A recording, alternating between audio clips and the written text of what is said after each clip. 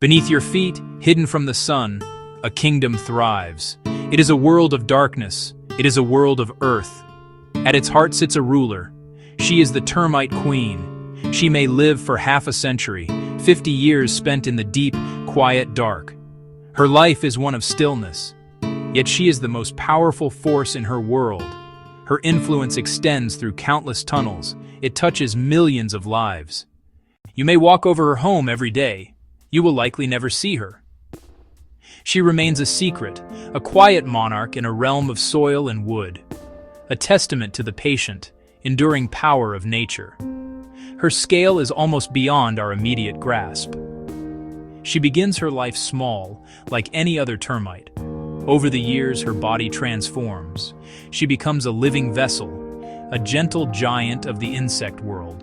Her subjects, the workers, are tiny in comparison. They could crawl across your fingernail.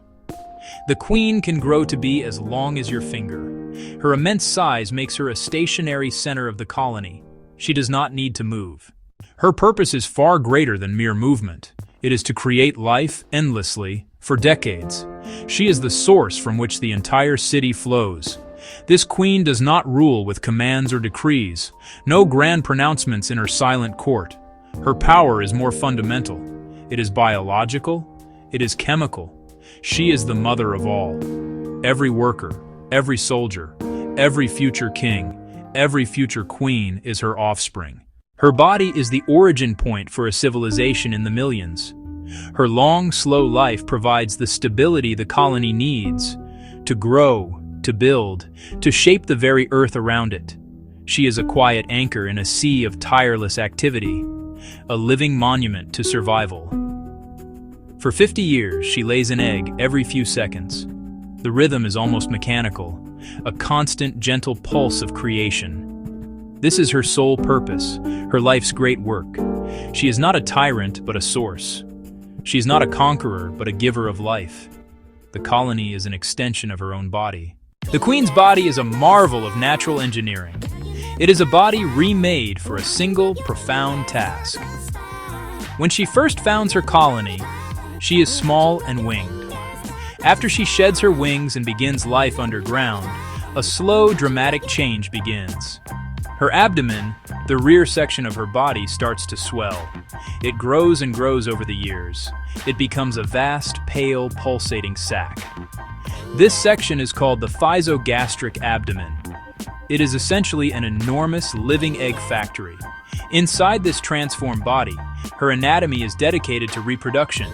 She possesses a vast number of ovarioles. These are the tiny tubes where eggs are formed. A normal insect might have a handful. The termite queen has thousands. They work in relentless concert, continuously producing the tiny pearly eggs that hold the colony's future. Her body is no longer built for walking or foraging. Her other systems, like digestion and circulation, are all there to support this one incredible function. She has become the colony's womb. Her skin is stretched thin and often translucent. You can almost see the gentle churn of her internal organs. You can see the eggs moving within her. She is incredibly vulnerable in this state. She cannot run. She cannot hide. She cannot defend herself. Her survival depends entirely on the devotion of her children. They are her limbs. They are her senses. They are her armor.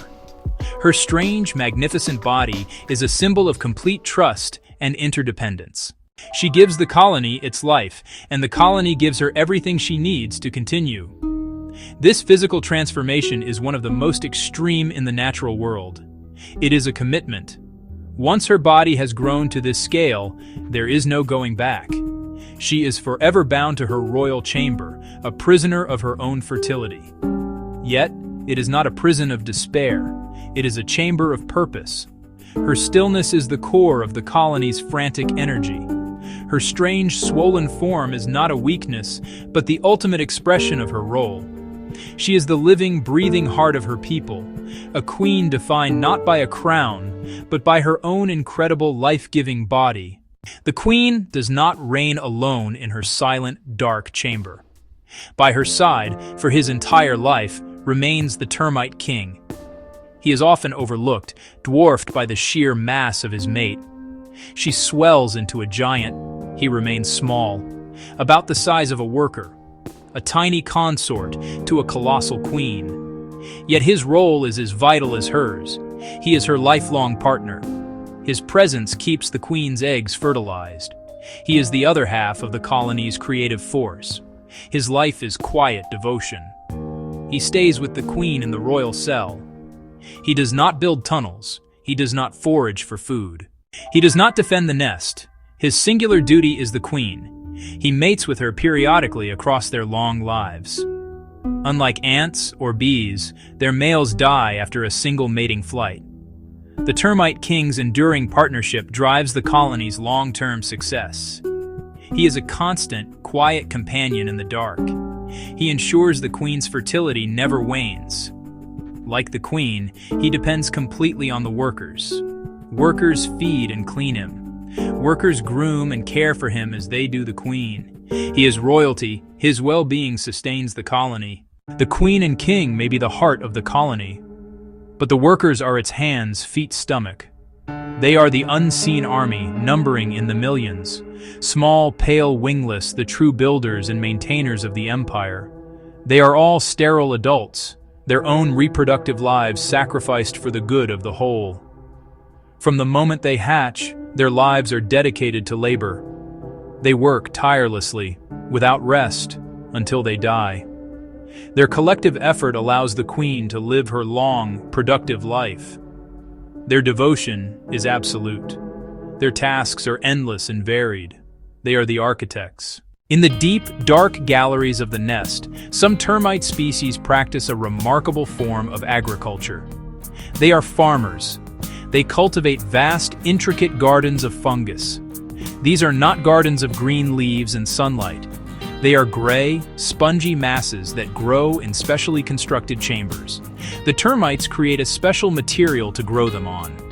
They chew up wood and dead plant matter, but they do not fully digest it. Instead, they mix it with their saliva and feces, forming it into a comb-like structure. This becomes the fertile ground for their precious crop. The fungus, from the genus Termites, has a special relationship with the termites. It is the only thing that can break down the tough lignin in the wood the workers collect. The termite colony is a place of order and purpose. This order is not maintained by sight or sound, but by a silent, invisible language. It is the language of chemicals. The queen is the master of this language. She constantly produces a cocktail of pheromones, which are special scent molecules. These scents spread throughout the colony, carried from termite to termite through grooming, carried from termite to termite through food sharing.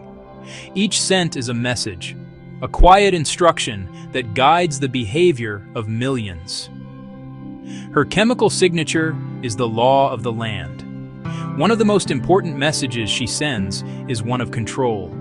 Her specific pheromones tell the workers that she is alive and well. For most of the year, the termite colony is a sealed and secret world. Its tunnels chambers are closed off from the surface, protected from predators, protected from the dry air. But there is a time when this changes. The colony waits for a signal from the world outside. The deep, rumbling promise of the rainy season. Rising humidity in the soil, subtle changes in air pressure are felt deep within the nest. Then, the moment arrives. It is often after the first heavy rain of the season, typically at dawn or dusk. The air is thick with moisture. The ground is soft. In unison, the workers break open the seals on the launch gates, and the exodus begins. A living river of winged termites pours out of the ground. They climb the launch ramps and take to the air. The sky, which was empty moments before, is suddenly filled with a swirling, fluttering cloud of millions of tiny bodies. It is a breathtaking spectacle, a silent, urgent explosion of life. The flight is a frantic, desperate gamble. The elates are clumsy flyers. They are not built for long, graceful journeys. They are at the mercy of the wind. They are also incredibly vulnerable. A host of predators has been waiting for this moment. Birds flock to the feast. Bats swoop through the clouds of termites. Spiders, ants, lizards, frogs. the air and the earth become a scene of mass carnage. The vast majority of these hopeful kings and queens will not survive for more than a few minutes, but the strategy is one of overwhelming numbers. The colony sacrifices millions so that a few might succeed. A male and a female from different nests might land near each other. They have a brief, simple courtship. Then, in a symbolic act, they break off their own wings. They will never fly again. Their journey in the air is over. Their journey in the earth is about to begin.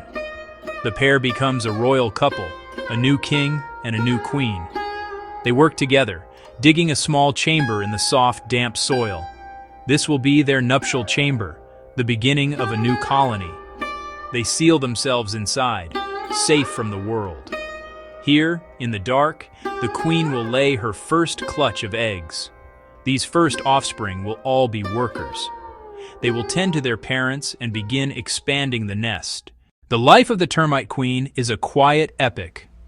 She lives a life of stillness, deep in the earth, yet her influence is immense. For up to 50 years, her body is a fountain of life, producing the millions of individuals who build, who farm, who defend a subterranean city. She is not a ruler in the human sense. She is something more fundamental. She is a biological anchor, a source of stability, the living heart of a superorganism. Her long, patient life is a lesson in endurance, purpose, and the profound power of creation. She reminds us that the greatest forces are not always the loudest or the most visible. When we think of termites, we often think of destruction. We see them as pests. But in the great ecosystems of the world, they are essential. They are master recyclers. They break down deadwood fallen leaves, returning vital nutrients to the soil. Their vast network of tunnels aerates the earth, allowing water to penetrate deep into the ground. Their subterranean gardens enrich the soil. They are small engineers who help maintain the health of forest savannas. The queen, as the source of all this activity, is therefore not just the heart of her colony. She is a quiet heart of the world itself. Let us look upon these creatures not with fear, but with wonder. Let us appreciate the intricate societies they build and the vital work they do. The Queen's story is one of incredible dedication and survival. It is a story of a community where every individual has a purpose, and where the whole is truly greater than the sum of its parts. They teach us about cooperation, about patience, and about the deep, hidden connections that bind all life together. Their world is a testament to the endless ingenuity of nature, unfolding silently, constantly, just beneath our feet. By understanding the Termite Queen, we can learn to better appreciate the small, unseen lives that support our world. Their survival is linked to the health of the soil, the forests, and the climate. We have a shared responsibility to protect these natural systems. Let us be stewards of this planet, for the great animals we see, for the tiny, silent rulers we do not. Let us work to keep the world healthy, so that life in all its strange and wonderful forms can continue to thrive. The Silent Queen in her dark chamber is a part of a much larger story.